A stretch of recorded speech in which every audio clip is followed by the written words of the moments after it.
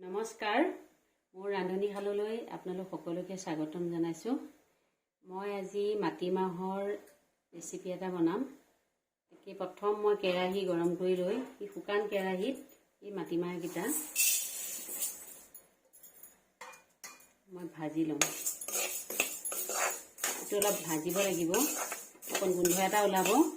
এই গোন্ধটো পাহিলেই হৈ যাব। তেতিয়া মই কেনেকৈ বনাওঁ আপোনালোকক আজি মই দেখাম। সেই ভিডিঅ'টো শেষলৈকে চাই থাকিব। ভাজি হৈছেহি, ধুনীয়া গোন্ধ এটা ওলাইছে। ভাজি থাকোঁতেই মানে গোন্ধতে খাওঁ খাওঁ লাগিছিল।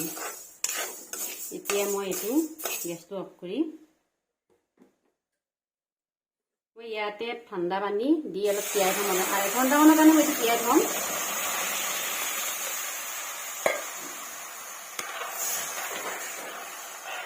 এঘণ্টামানৰ কাৰণে তিয়াই থৈ তাৰপিছত আকৌ মই ধুই কুকাৰত বইল কৰি ল'ম।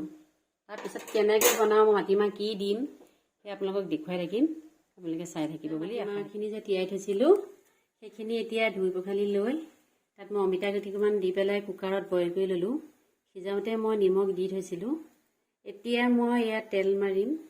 কেৰাহী গৰম কৰি থৈছোঁ। এইখিনি মোৰ বস্তু লাগিব: আদা, নহৰু, শুকান জলকীয়া, তেজপাত, ধনিয়া পাত দুটামান আৰু জিৰা।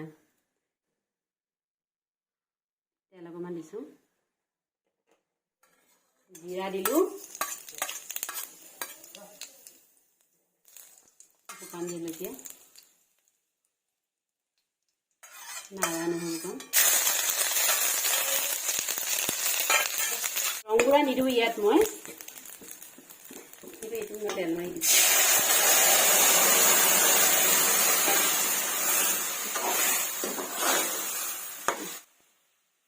আগতে বনাই থোৱা এয়া কল খাৰণী। মই পিছত ভিডিঅ'ত দেখাম বাৰু মই খাৰণী কেনেকৈ প্ৰস্তুত কৰোঁ। মই আগতে প্ৰস্তুত কৰি থৈছিলোঁ। এতিয়া ইয়াত মই খাৰণী দিম।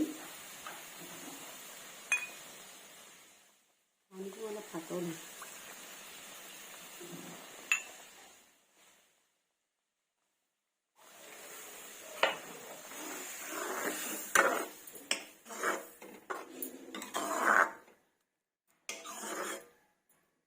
এইটো মাটিমাহৰ খাৰ দিয়া আঞ্জা বুলি কওঁ। খাৰ দি বনাইছোঁ, সেইটো কাৰণে ইয়াত আজি মই ৰং গুড়াটো ব্যৱহাৰ কৰা নাই। মাটিমাহৰ খাৰ দিয়া তৰকাৰী হৈ গৈছে। ইয়াৰ ওপৰতে উতল হৈছে। এই দুটামান ধনিয়া পাত দিছোঁ আৰু এটা কেঁচা জলকীয়া দিছোঁ। এতিয়া মই ইয়াত গেছটো অফ কৰি দিওঁ। মোৰ মাটিমাহৰ খাৰৰ তৰকাৰীকণ হৈ গ'ল। আপোনালোকেও এনেকৈ বনাই খাই চাবচোন। আৰু আপোনালোকে মোৰ যদি ভিডিঅ' চাই ভাল পাইছে, লাইক, কমেণ্ট, শ্বেয়াৰ, ছাবস্ক্ৰাইব কৰি দিব। আজিলৈ আহোঁ।